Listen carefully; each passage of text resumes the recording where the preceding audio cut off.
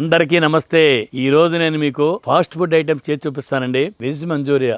2 కప్పుల క్యాబేజీ సన్నగా కోసుకొని సగం కప్పు క్యారెట్ తురిమి రెడీగా పెట్టుకోవాలి.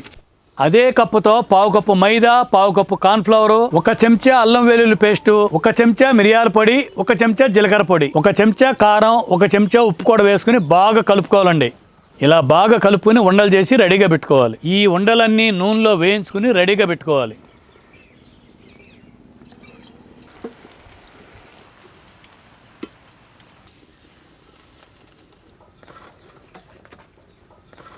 కడాయి పెట్టుకుని 4 చెంచాలు నూనె వేసుకొని 10 వెల్లుల్లి రెబ్బలు, 1 పెద్ద సైజు ఉల్లిపాయ ముక్కలు, 1 క్యాప్సికమ్ ముక్కలు, 2 నిమిషాలు కలుపుకొని 6 పచ్చిమిరపకాయ ముక్కలు వేసుకుందాం.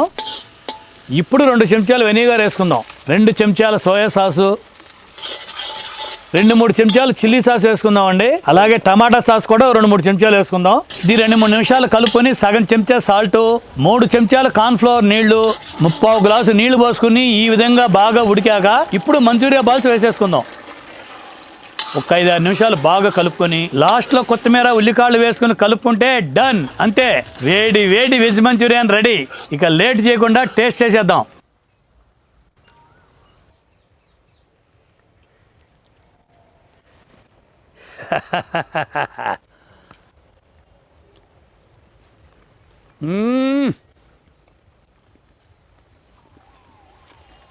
జమారే లోపల కూడా సూపర్గా ఉడికిందండి.